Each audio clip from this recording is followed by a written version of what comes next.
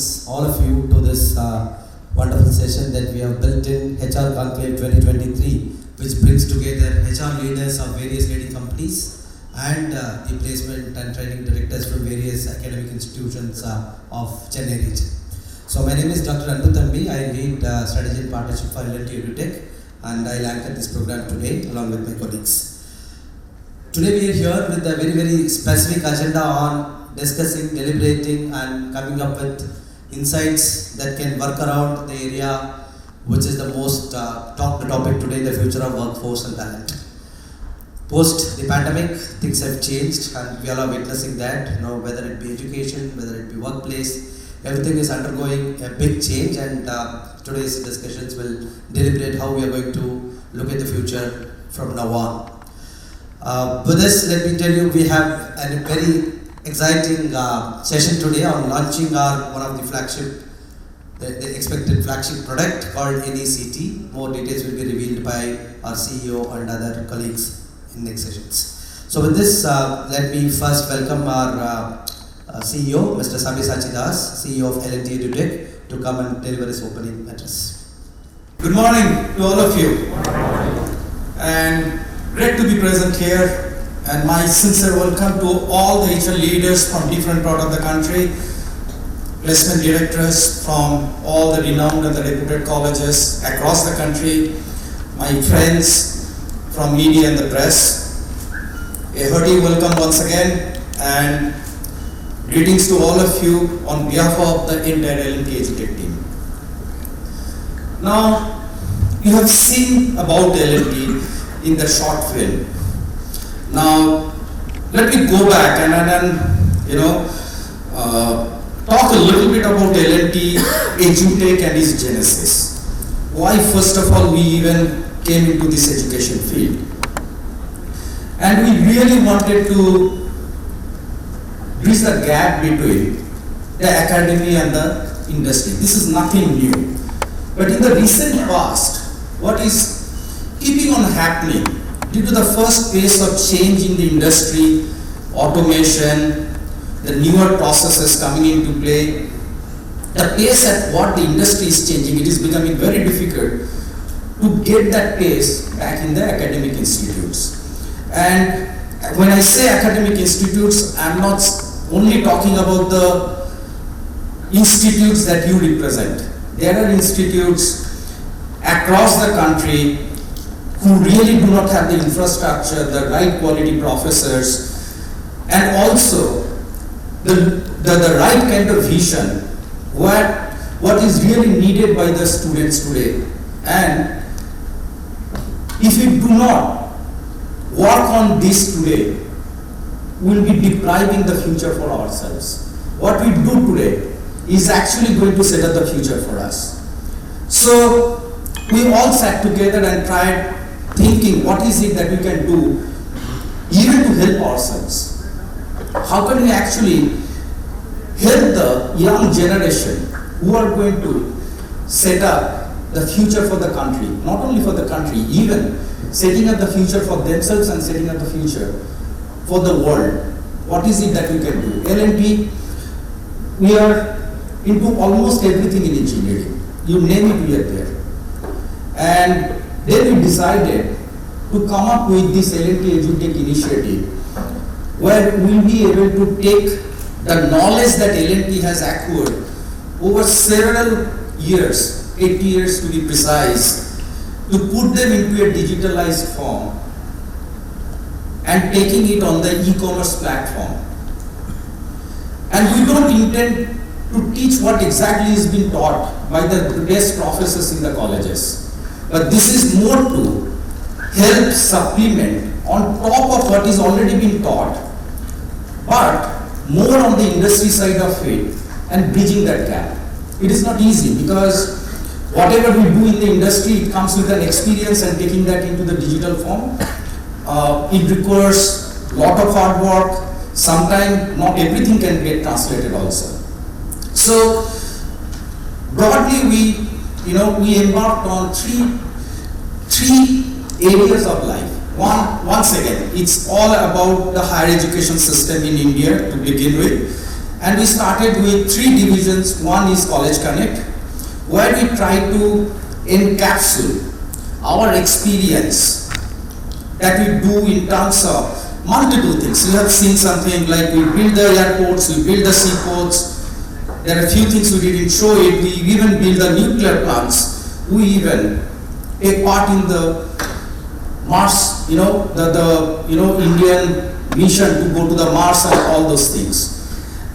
And then we try to bring those knowledges on top of the college, fundamental education, and then showing it back to the students and exciting them about the future of engineering.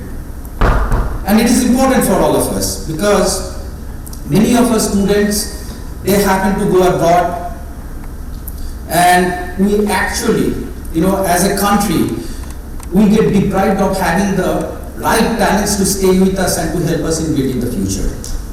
So we decided to take the knowledge, and whatever we do, we take it through the, we take that knowledge, we take the photographs from the plants, and we take it back, and we tell it to the people about the process, about the product, about the failures that we happen to incur, and how we really bring back the product quality within the time, within the cost, and within the having the right kind of quality. It's very important because if you have not been able to focus on certain part of this engineering, it actually raises customer concern. They yell at us. We actually happen to incur more accidents. We happen to incur more quality issues, and that's something that we want to fix as part of our engagement. Second one, the students who are actually coming out of the college and joining the professional world is very, very important, very important. It is not only about managing a job, because sometimes you pass through the interviews, get into the job, then you struggle to, reach to the top, or even to stay in the company. Fundamentals has to be looked upon, fundamentals has to be strengthened. And that's why we rolled out this Professional Connect, where we try to bring in our own knowledge, both from the core engineering and the IT experience, to go back and help the students who are getting into the companies as their first journey. We also help the people when they are in the company through various different courses so that the learning remains constant and they are being able to adapt to any changes that they happen to come across in their life. The last one is more on the vocational side, who are semi-skilled, not so skilled, who really want to write their own future. We want everybody in India who are being able to cross their class 12 and getting into the higher education segment to have an access to wealth, to make sure they write their own future and they know if some challenge comes, how to dodge that, how to take it head on and still to survive. All these things are being supported by one of our platform called the assessment platform, where we give continuous feedback to all the learners to understand where do they stand. Because it is not only about the engineering capability that keep you in the job.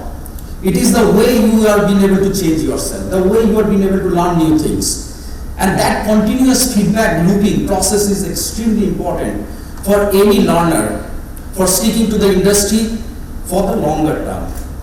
And that's why we have invested significant amount of our effort, energy, and thanks to all of you, because we keep on taking the feedback from each one of you, what is important for you, where the students are falling short, and how can we actually take that feedback into the system to help the students out, and the learners particularly.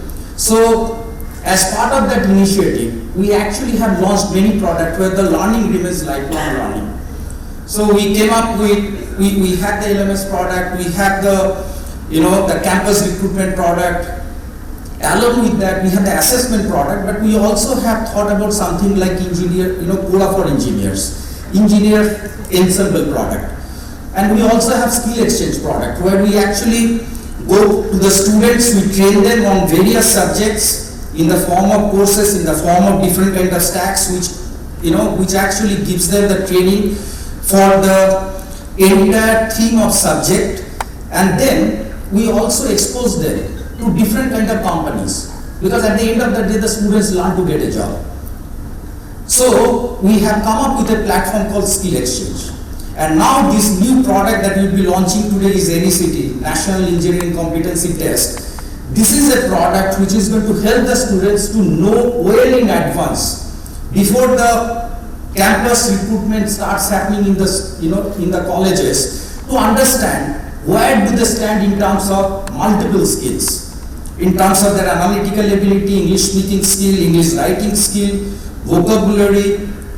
It is also in terms of the behavioral skill, and nonetheless the domain skill where they stand. It is not only about pointing out to the fact that you lag here, but it is also to suggest them how to improve.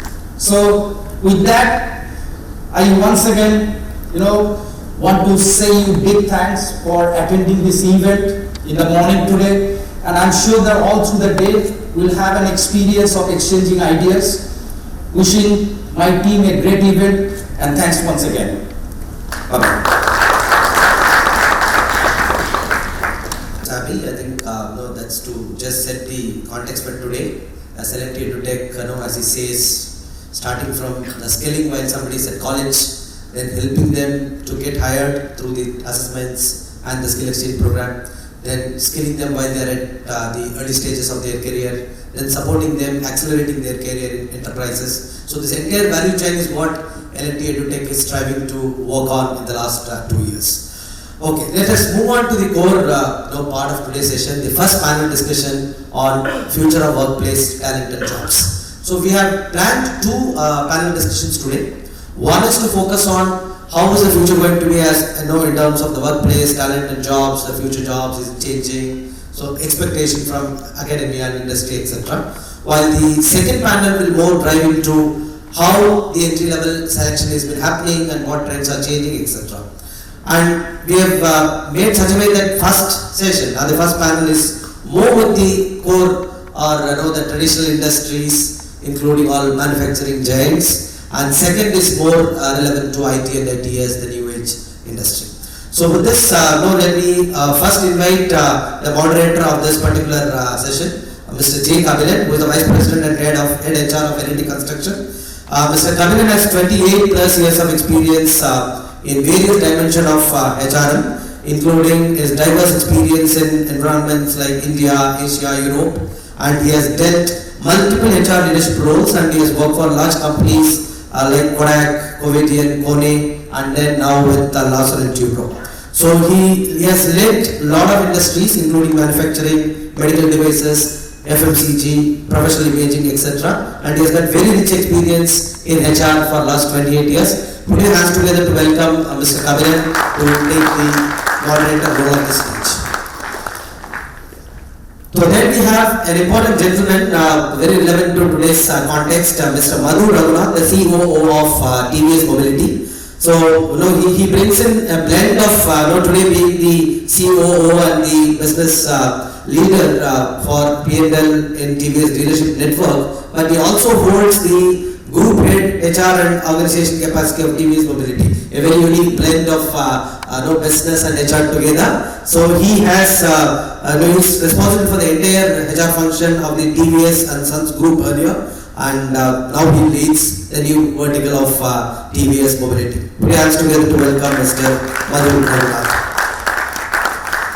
So we have with us Mr. Jaiman Anthony, who heads HR of ESAB India. He has got more than 20 plus years of experience, and he has worked with manufacturing, IT, ITS, telecom, logistics in various fields specific to recruitment, performance management, and T&D. So he has led HR functions prior to ESAB in the large Gurugappa group and earlier with Hindalco, Sifi, Cognizant, and Idea. So he is the member of he was the member of board of directors of EWAC Alloys Limited. Put your hands together to welcome Mr. Jaiman Anthony.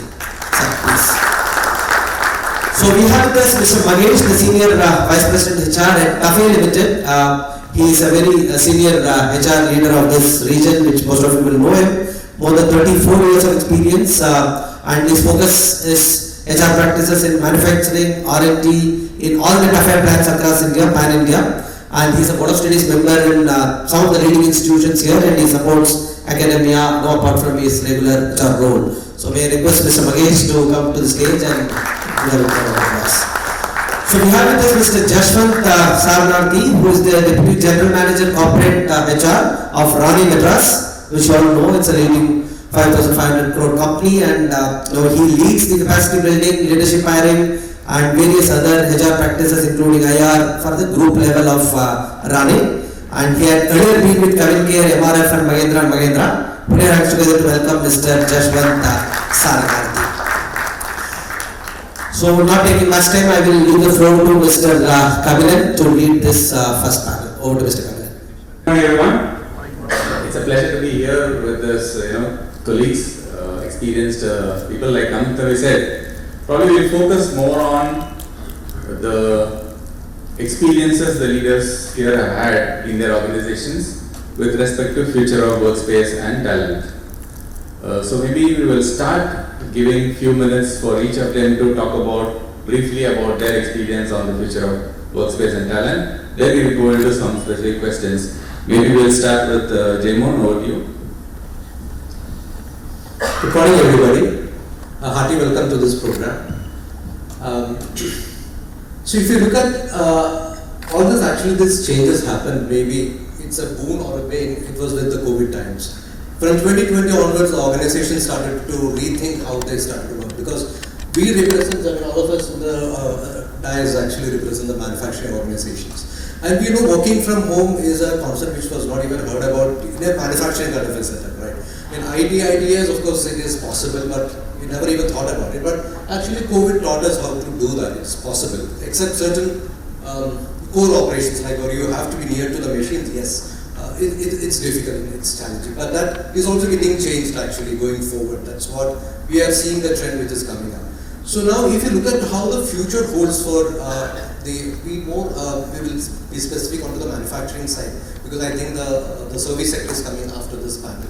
So in the manufacturing now, what's happening is that a lot of things are changing, like machine learning is coming up, and you have the 3D printing has come up, and a lot of wearable devices, which we are a traditional organization, which we have been around 120 years of existence for ESAB in a global basis, and in India we have been existing for around 50 years. So even people call ESAB has it's a Swedish company with a Swedish, it's an acronym of a Swedish name which I can't even pronounce. It's called Elektriska Svetsling, I think it's something like that, so not exactly.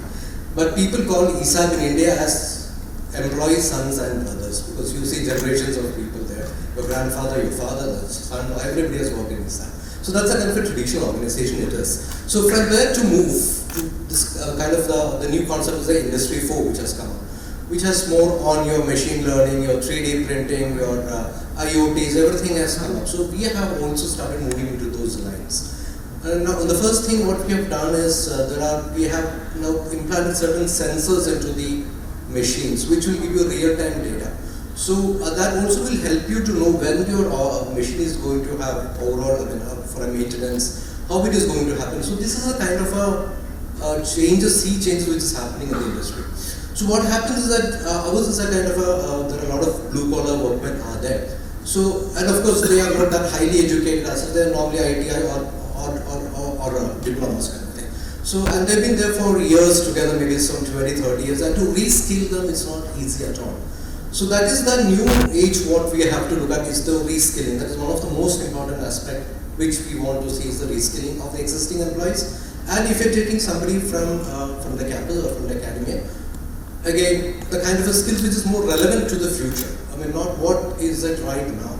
So that is what we will discuss during this panel discussion. Over to you.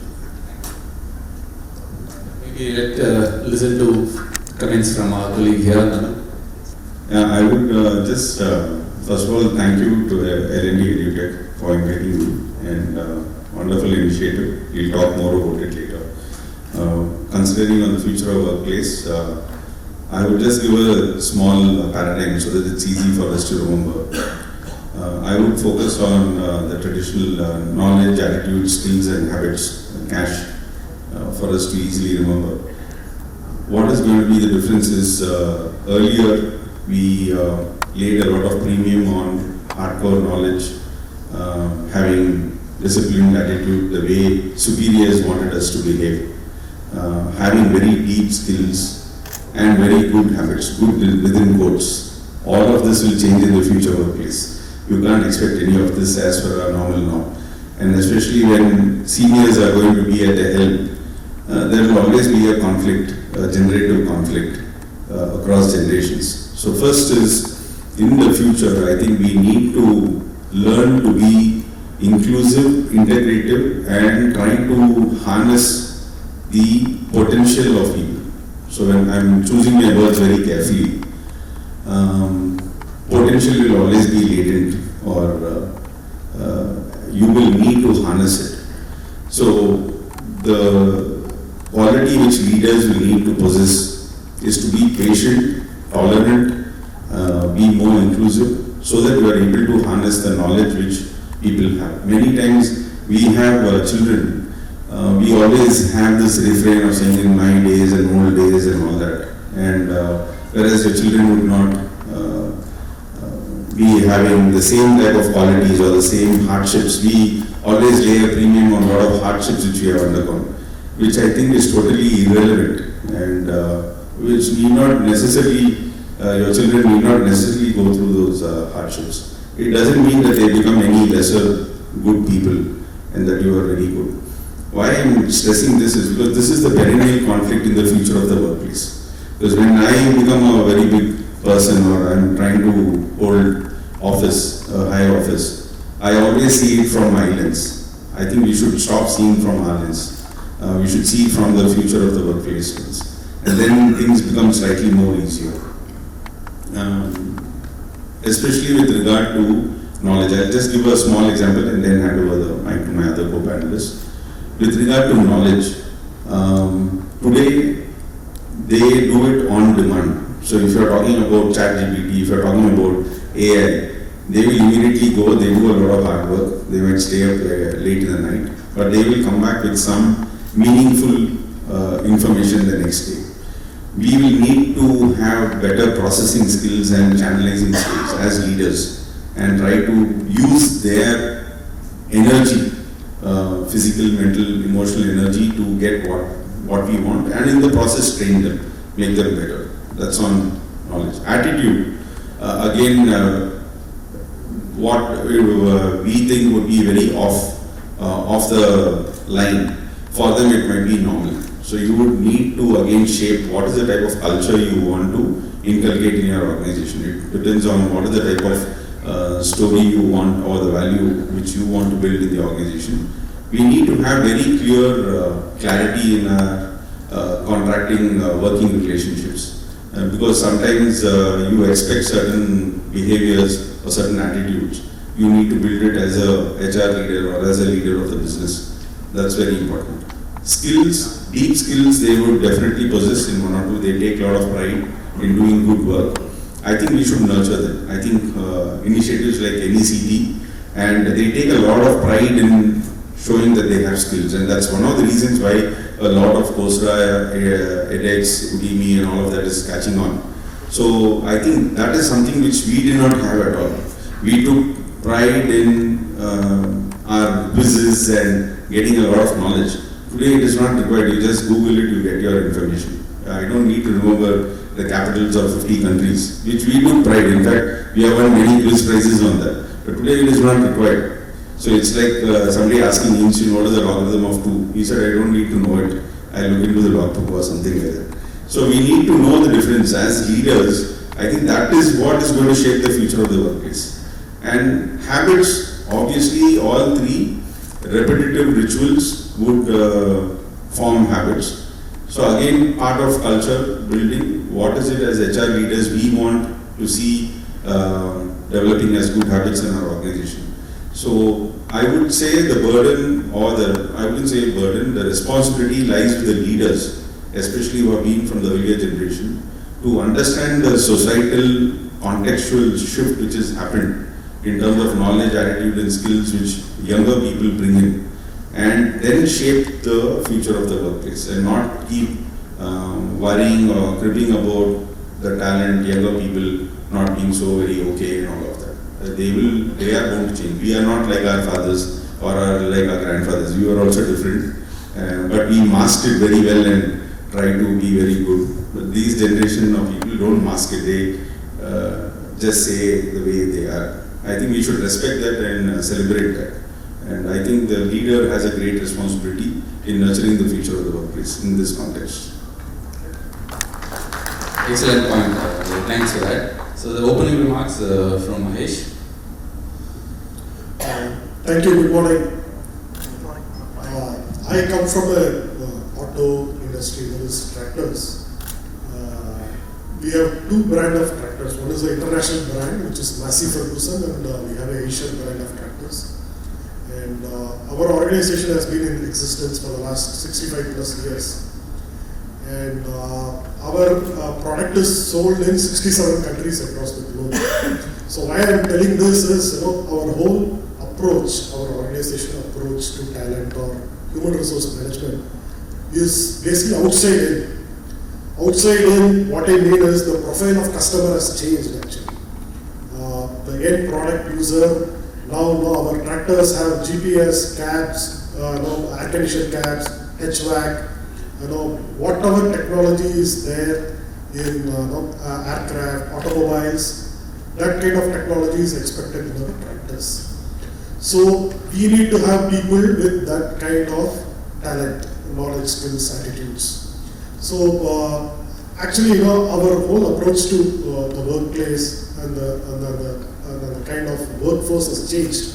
So what we have embarked for the last 2 years is something known as strategic workforce planning.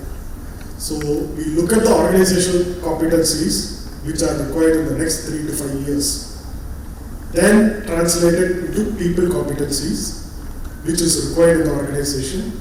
Then try to see whether we have to build, buy or borrow, whether we need to build internal people to scale up to that talent, or buy in terms of recruit, borrow in terms of now we have gig economy, gig workers, either consultants or outsourced partners. So earlier if I had 1,000 R&D engineers, now I have part-time consultants, designers, electronic experts, and my permanent workforce have come down by 50%. So 500 employees of TAFE, 500 employees are borrowed. They work on call basis, need consultant or something. So the profile of the whole organization has changed. So there is this basic attitude is basically getting along with people, interpersonal skill. Those things are required. But beyond that, so we have deep technical expertise, where it resides, whom to nurture, whom to take care of their career planning, career path. The whole dynamics has shifted. Otherwise, earlier the approach was you train everybody, you develop everybody, you look at people, everybody. Even now we treat people with respect, with all people, all category of people, but we know who are very critical, who are to be nurtured. The same way in the learning and development space, earlier we used to have management development programs, classroom training, tie-up with leading institutions, management institutes, technical thing. Now it's more and more we have moved to a self-learning thing. Now we don't teach anybody anything, so it's for them to explore, now look around the world where technology is moving, where management practices are moving, either in terms of finance, blockchain or something. They form a small project group and start learning themselves. So we have stopped, teaching them everything. So then they come and present to the management board. So the whole workforce composition, the way we manage human resource has drastically changed in our organization for the last 3 to 5 years. So this is my opening thing I wanted to share from my organization. Mahesh. So let's hear from Yashwant on the opening remarks, please. Yeah. Firstly, thank you so much, L&T EduTech, to make Rani part of this cohort. So I want to take a personal, I want to transform from personal view of what is future of homes to what is future of work. One of the very important event that I look forward in a day is actually our dinner table conversation. The reason is because I come from a family which has all the 5 generations in one place. My father, who's a baby boomer, my mother, who's a generation X and I am millennial, and I have a nephew who's Gen Z, and me and my wife are millennial, and my nephew who's with us is Gen Z, and my daughter who is in Generation Alpha. And the conversations what we have at the dinner table is quite varied and quite different. So if you look at the morning scene at our home, the way we dress and walk up to our offices are completely different. For example, my dad wears a starched, crisp, cotton shirt and pant untucked, and he walks. I confused millennial walks with tucked in formal shirt, whether to wear a formal or non-formal or semi-formal or whatever it is, and I walk out of. My wife works out of home, and my nephew, who's recently joined in the workforce or economy, he walks with shorts and a t-shirt towards startup. And my daughter, who goes to school, who goes in a color shirt and a pant, and while she comes back completely with mud and whatnot. That's the demography of our home right now. So if you look at the thought process of all of us, it's completely varied, right? From investments to economy to politics to history to whatnot. For example, when I drive, my daughter says, if there is a cow in front of the car, she says don't honk because it will hurt the cow. And today morning when me and all of us were having a conversation, made a very beautiful comment saying how his daughter would oppose if a historic building was, if the historic building was given for some other developmental purpose. I think that's the generation we're all living with right now. So the future of home is that, we have multi-generation sitting across the table having different conversation on economics and savings. And for example, I don't know what still saving is. My dad knows what saving was. The next generation knows very well what saving is. So while I'm still confused whether to own a home or not, my dad says he has 2 houses. My future generation, my nephew and my daughter is already saying I don't want to invest in a home, I want to be somewhere in the forest or something like that. So it's a different ballgame altogether. Now, you be in startup or you be in an IT sector or manufacturing sector or whichever sector, I think let's accept that future of workplace is this. We're going to have multi-generations under one roof, which have various interests, various various forms of ways of working and interests and everything. So each and every design with respect to human resources should be aligned to this, be it compensation design. When we went to the campus a couple of days back, people, the young generation are not accepting that PF is your money. So they're saying who cares? I just need my money. That's it. Take home is my money. That's what they say. That's the level of acceptance of these kind of things over there. Now, good or bad, I'm not sure about it, but the truth is this. So how are we going to design our HR aspects, be it compensation, be it learning, be it your benefits like leaves? How do we design matching all these generations is going to be the future of work and talent. Thanks, Yashwant, for a different comment. So let me get into some of the questions. Maybe I'll just take any of you, and then others can also add on. Maybe I'll start with Mahesh. So in your organization, how the work or the workplace has changed in the recent times, and how are you handling these changes, Mahesh, as an organization? As I just touched upon in my earlier talk, basically technology. So we have, if you take the finance function, we have introduced a lot of bots, RPAs. So all the regular work like bill processing, bill passing, payables, everything, those jobs got eliminated. And if you take the factories, since we are already in a mature stage of Industry 4.0, we have connected machines, we have all the sequencing of production planning, everything automated, and there is a parts pickup station which is outsourced. We will each tractor has 10,000 part numbers, so it's a very complex thing to manufacture a tractor, and we have a moving assembly line. We follow the Toyota production system. So multi-model mix is there. So one double straight, two X4s. So it's the same assembly line. So all these things over the period of years have got automated.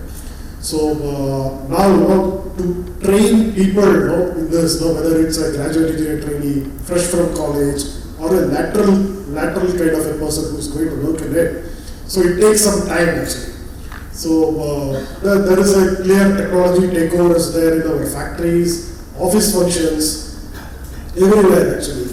So this landscape has changed, and including the training, the way we train. So like L&T EduTech, I was just telling, we have a TAFE University which takes care of our in-house training. All training of the virtual classroom has stopped.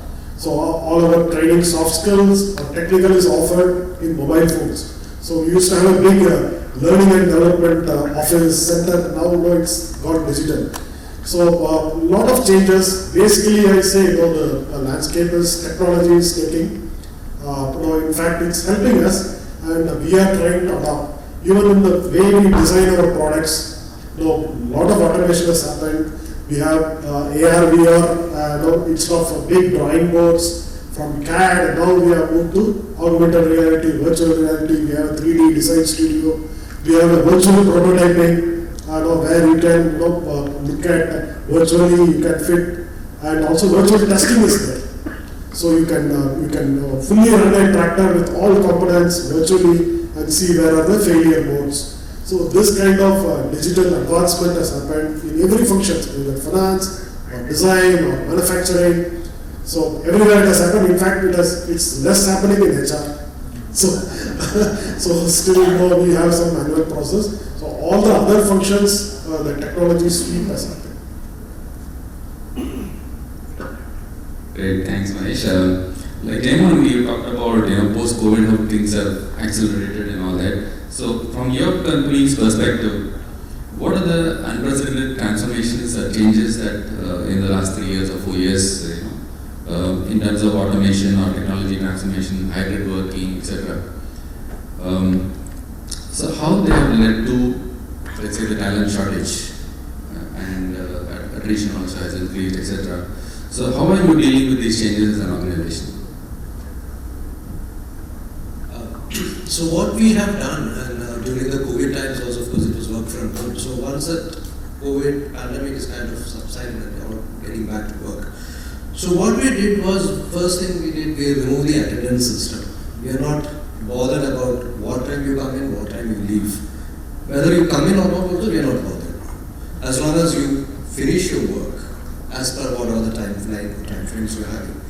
That's what we do. So that is one thing which have actually helped us a lot, which, our leadership team was a bit skeptical when we put forth this idea and to see how it will work out. So, because as I said, it's a traditional manufacturing company, so where attendance is a must, that you have to come in so and so time.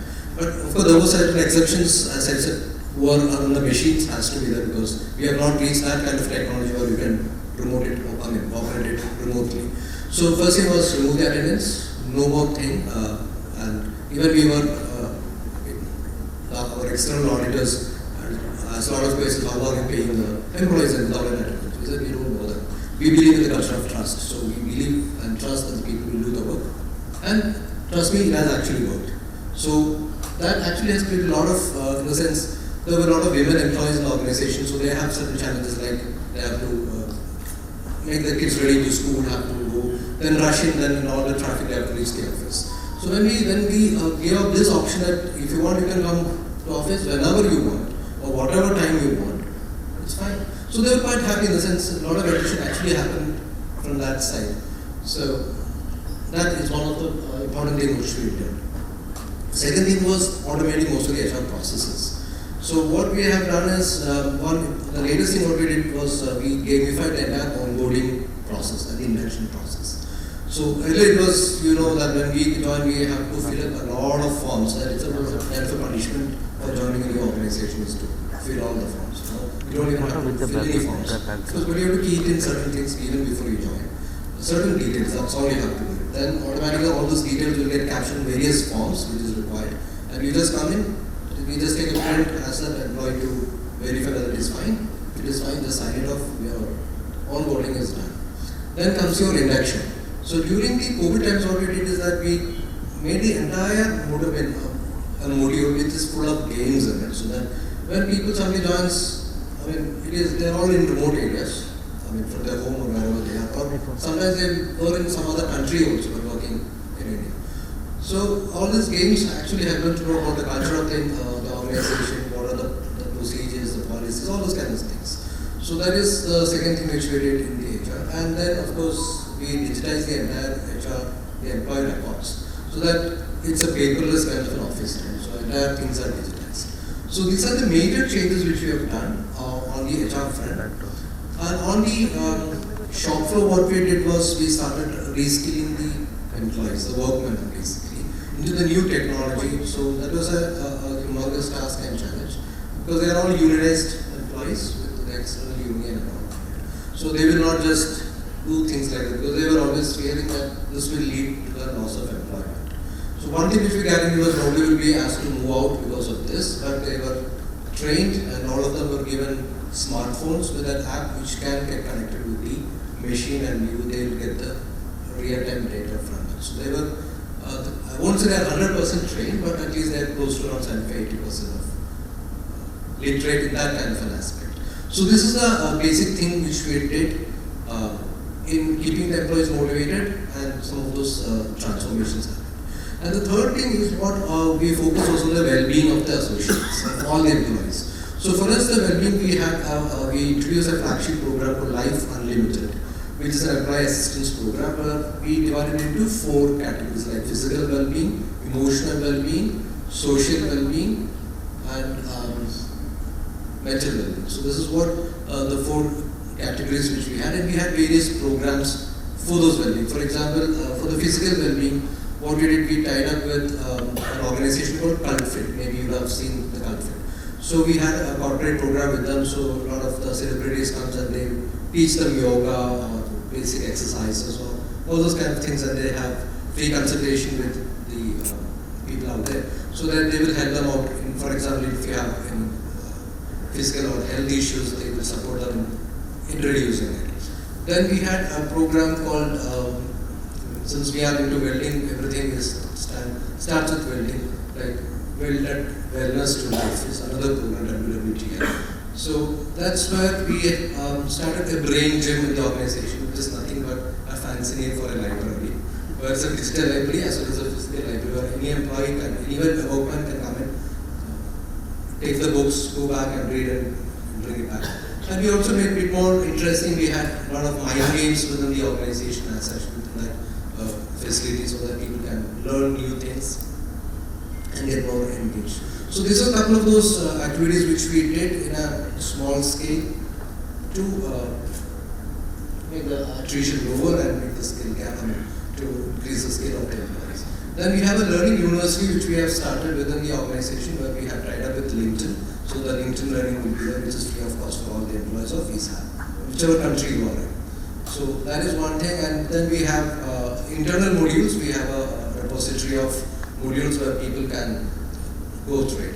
And another important aspect what we did is the knowledge management. So we know that a lot of people work, and especially in the R&D side, when you lose that person, which is we have attrition, the R&D side is pretty high, it is close to 20%. Though the overall attrition for the entire organization comes around 7%.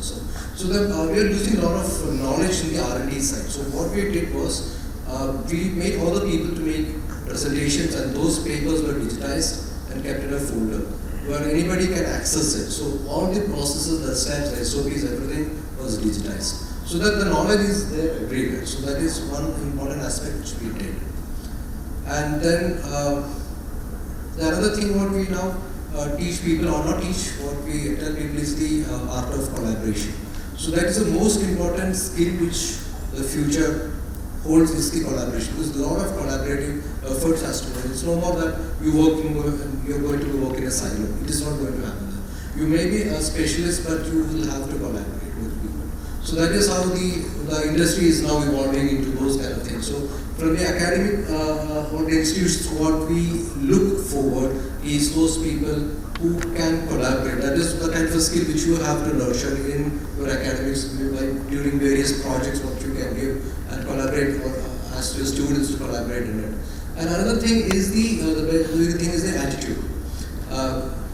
Because when we were, it's not that we were great, but our generation when we did, we used to do any job. I mean, in a sense, we never said that we cannot do that. That is too low for me.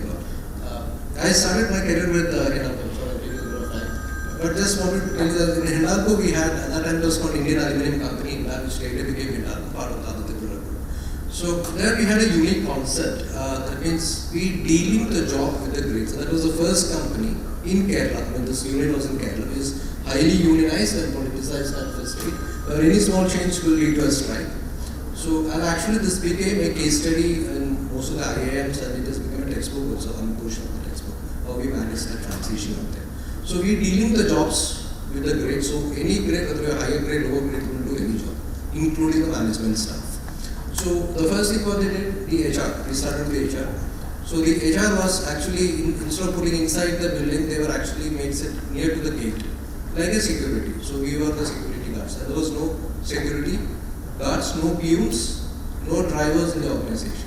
So there was an old Maruti 800 car at that time. I'm talking about the 2000 period, 99 and 2007. So any management staff who's got a valid driving license can use that car for the official purpose. The thing has to ride it work when the person is going.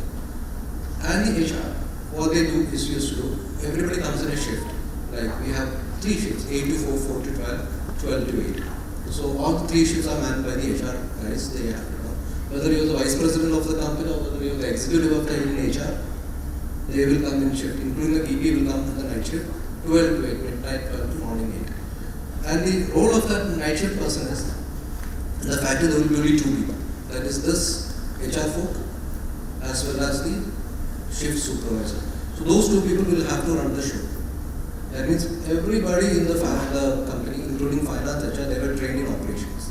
They were trained how to produce aluminium. It was an extrusion plant, how to extrude the product, how to drive a forklift, how to take the aluminium pellets in the forklift. So this is the kind of thing which we all trained. So I was also trained in production, which actually became handy when we had a major strike in the organization. And then we also, whenever any truck comes out, carrying the material, even the HR head climbs the truck, inspects whether things are as per the invoice or whatever the challan what we have. So that's the kind of a work which we used to do when we started. But if you ask somebody now to climb a truck, I don't think anybody will want to do that. So that is one which we have seen. I'm not sure how you have faced, but we have faced. The new generation doesn't want to dirty their hands.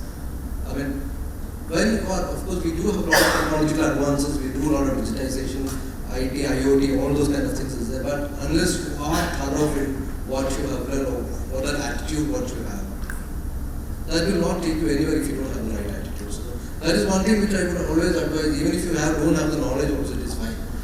Have the right attitude, the rest will come after that. Yeah, thanks a lot, Jay, for explaining in detail. Madhu, probably I'll take you in the next question. So what are the top 2 or 3 challenges in getting the right talent that you face as an organization? So how do you think as an organization you should be looking at getting these talent to the company? Are you looking at any alternate talent models? I'll answer all the 3.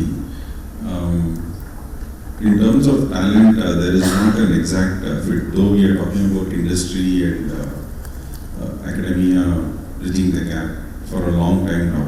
I think I myself have talked in many panels for more than 15 years now. So we still talk about this topic. When I meet interns and when I meet people, my request to all the academia over here would be is to closely work with few chosen industries. And I would also put the reverse to the industries also. I think industries are not doing really much. I think academia is constrained by the government regulations to follow a set process. They are not being given great leverage to do their own set of planning. And industries are also not doing much. If it only serves their purpose very clearly, then they go and connect with one or two colleges, and then they do some special courses which they want to run themselves. And most of it will be like bridge courses which they run and they do it. It is not part of the curriculum. So I think that is something which is a very big challenge which we are facing today. So how do we bridge that gap is by we actually spend more time retaining these people when they come into the organization. Some of the organizations do it in the college itself and as an additional course as an elective for the students. So sometimes the students willingly take it up or the colleges take it up. So the challenge to overcome this challenge, I think much more actual closer interaction would be better. And industry should do more on this, I would say. More than academia. I think today the academia is more willing to look at closer collaboration with industries. And the third question which you were talked about was on what? The talent model for us is I would go with what Mahesh told in terms of we are looking at one is not retiring people so easily. So many times I think that's very important, especially in our industry where there's a very deep domain knowledge requirement in the service industry, especially in automotive service, where we are there for more than 70 years, the company is 112 years old. I think we need to relook at retirement in a very fresh perspective. I think many of us are very healthy and many of the people beyond 60 want to work. I think we need to start managing people beyond 60. And in fact, there are a lot of research going on saying suddenly now, I don't know, now only this research is coming out very clear. So after people are very productive after 60 years and things like that, which is actually true because they would have done all their responsibilities, they would have discharged all their responsibilities. They are actually more available to mentor and advise and actually do projects. I think the only thing there is how do we utilize them productively. So that's one set of audience which we have. Second is obviously the consultants, freelancers, gigs. So now in the last 3 years we incubated a AI ML team where we have done an in-house AI ML team. We have the largest automotive database in the country and we have been curating that database and we have created a data lake now after 3 years. So that's really been helping us. So we generate a propensity to buy this. Now all of this would have not been possible if we were to build talent from within. So we had to buy through consulting experiences of people, and that is again on the big platform. And the third one, how do we manage is obviously a lot of learning and opportunities for people. Today they are actually demanding and more vociferous. So we are tied up with Harappa Learning, which is having a lot of courses on Thrive courses, and we have an in-house module called Elixir. What we do is we curate all the free courses in the MOOC platforms, across all the MOOC platforms. So, and we then push it across to people which is relevant. So there is a team which curates continuously for people. We find it at zero cost. We call it zero cost learning. Now people have started expressing interest to take paid courses. Now we are open to even paying for those courses, provided the person completes the course. Because in online, everybody wants to say I'm doing a course from Harvard or Cornell and all that, but they actually don't complete it. So we found that. So he said, if you complete it, then I would pay. So you should complete it and it should be relevant to the job. So that is something, strict governance. What we learned from HR is the challenge is that we need to have strict governance. It's just not enough if you offer courses to people, but you need to have very strict governance telling people that you are supposed to do it and continuously push them to do it, nudge them to do it, and we would pay for it. So from this year onwards, we are even paying for paid courses. Can I just add on? Yeah, please. Yes, please. So, newer ways, other news of looking at talent is now we breed our own talent. So, if you know, if the market is not able to, talent market is not readily people available. For example, earlier, we used to think ourselves as a tractor manufacturer. Now we call ourselves as an agri-solutions provider. We start giving farmers soil health card. So I need people who are experts in remote sensing, satellite, taking picture, giving a free soil health card for each farmer. So we started training our own engineers in them. And same thing, SAP ABAP. We started a SAP ABAP school internally, tie up with SAP, taking BE computer science students, putting them through a practice school and everything. The third thing, TAFE is providing agriculture as a service. We own some 20 agriculture drones with the 20-liter capacity. We spray pesticides, we spray fertilizer, liquid fertilizers. So I need drone pilots. So where will I recruit drone pilots? So we recruited BSc Agri, BTech Agri, and we trained them in the MIT Cropet. Then we breed our own talent. If industry or lateral people are not available, so newer ways of training yourself, like each hospital has a nursing school. They breed their own talent for this nursing assistants. So that model you can look at. Great, thanks Mahesh. Next question I'll put to Jashwant. So there's a renewed focus on employee experience, safety, well-being. I think Jayman also touched upon it. So with all this, how are you dealing in your organization? Yeah, so again, if you look at employee experience, I think it spans across right from employee branding to almost exit experience, right? So how do we design experiences across all these spectacles of HR is something which we need to look at. For instance, two of the major transformations which we are bringing, at least in this organization, I would like to specify. One is the performance management. I'm sure a couple of organizations have already gone through that.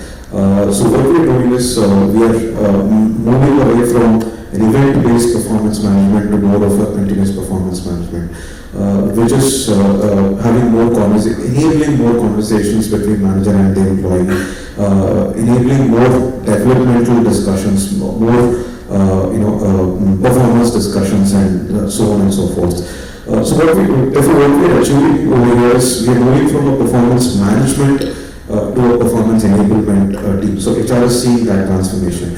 And the other thing is, I think Madhu touched upon it, where we are moving our learning strategies from being just a pedagogical learning to andragogical learning to pedagogical learning. So what does pedagogical learning mean is we move from even a self-paced learning, which is andragogy, to pedagogy, self-determined learning. How do I enable the employees to determine that I have to complete the learning, right? So how do you enable them to finish the courses whichever you've taken? How do you enable the learning how do you enable the employees to choose the right path of your learning? So all these transformations are there. Okay, a little out of context is I'm delivering a session for one of the MSSW students over here, and yesterday I was having a discussion on exit experience, and I had a very varied discussions on that, and in fact maybe a millennial always thought exit is not as bad as what we think. Why should always exit be looked upon saying you apply resignation and I treat you bad. So we have to look at it in a very different lens, because people who exit out of your organization become your brand advocates. They are the people who write your reviews on your Glassdoor's, Ambition Box, and your Naukris. All your career advisory platforms are filled by these people who write your reviews. So if you treat them good, I think you create a brand advocacy over there, because we were also trying to look at alumni association, corporate alumni association, and things like that. So I was just doing the research on the alumni association, why it exists in the western part of the globe. It said that 80% of the employees want to return back to the organization, and 20% of your refill in the organization is always your alumni, and your recruitment cost or effort for that matter goes 50% when your alumni wishes to come back to the organization. Having all these metrics in place, what experience do you give even for an exit is very, very important, is what I would say. So yeah, these are few experiences that we as an organization are doing, and I would suggest the organization, as well. Thank you, Yashwant. I'm just conscious of the time. Maybe last two questions. Mahesh, this question is to you. The India Skill Report, the recent one says only about 50% of the talent comes out of the college are employable, and some of the other reports are even quoting only a less percentage as such. So, what is your experience and how do you propose to tackle this issue? Yeah. TAFE as an organization has been taking graduate engineer trainees for the last 30 years. Some of the vice presidents now in TAFE joined as GET. So to that extent, the GET program in TAFE is very robust. So how do we manage? What is the success? And we have earlier we used to go to campus, get the list, have group discussion, test, interviews. So for the last 5 years, we have moved to an internship-based hiring. So we do it PPA now. So our main intake is through internships, where we have the time to evaluate the student in a live project, observe him for a more period of time, then make a offer, then going randomly to campus and picking up. So now most of the campus we have MOUs with around 13-14 colleges across India. So we have moved to internship based, where this hiring and we understand it better, the student or the prospective engineer understands us better. So there is acclimatization in terms of culture and other things. So to that extent, we are able to look at that moment. Okay, thanks a lot, Mahesh. And the last question, Vimal. How do you think academic institutions are helping you to further your talent strategy? And what are your expectations from these institutions, please? Academic institutions are giving us good talent in terms of preparing them with some of the modern requirements. What I would require more from them is, I think while they introduce subjects to the students, the academic institution should have more rigor in seeing whether they are actually learning and applying those things in the internships when they come in. I still feel the colleges have a sort of a tick in the box approach of just placing the student in the internship. I think there is no very strong monitoring of what the student does in the internship. And that's, I think, a very big missing piece. I would kindly request the colleges to pay attention to that, though it might be a bit of a hard work, but it is very important. And you should ask the industry, and because of that, what happens is, some industries also, they waste talent. They bring in students and the student just hangs around. So some of the time when, at the end of the internship, when they meet somebody, they spend 2 months or 3 months, okay, what have they learned? Either they should learn or they contribute. Slightly go to bigger, higher institutes, we expect the interns to contribute. Normally, otherwise, when they are smaller people from a smaller institute, you expect them that they learn something. So both of them are good. It's good for the ecosystem. But what happens is, very shockingly, sometimes the student just draws a blank, and we feel very sorry for the student. So what, at least in our organization, TVS Mobility, what I have said is, the first time the student comes in, I make it a point to see the student, have an opening meeting, and then set out with whom we are assigning. You need to bring in that small element of fear or apprehension within the industry also. Saying that somebody is being assigned to you, and you can't use that guy generally for general purpose. So you will have to either teach him something, or him or her something, or get some project, small project, get them to complete, and pay attention to that. And my request to the colleges is, please follow that on a weekly basis. So you have some sort of a weekly diary, do a check-in. The student has to do a check-in with the college saying that this is what I did for a week in the place where I went and did the intern. That would be of great help. I think, thanks a lot, Madhu. Sabi, I think we're just on time. Yes. So any last questions from the audience? Anybody wants to ask, please, the panel is available. Anybody wants to pose a question here? If not, I think thanks Jaymon, Madhu, Mahesh and Jashwant for a fantastic sharing of the best practices and also expectations from the industry and academia. So on behalf of the panel here, a round of applause for their time and sharing.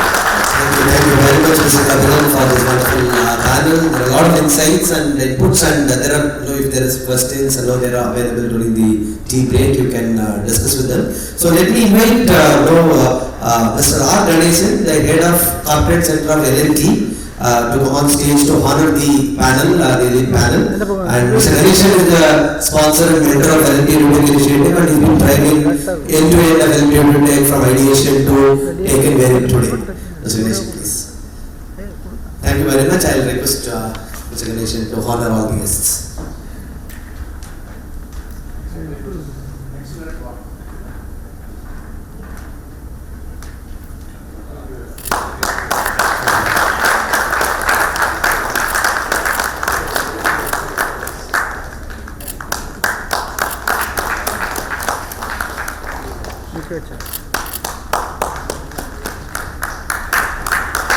So it will be good to take a photograph with the entire panel, Sarji, and if you can move forward, it will be good. Sami, you can also please join the panel for a photograph.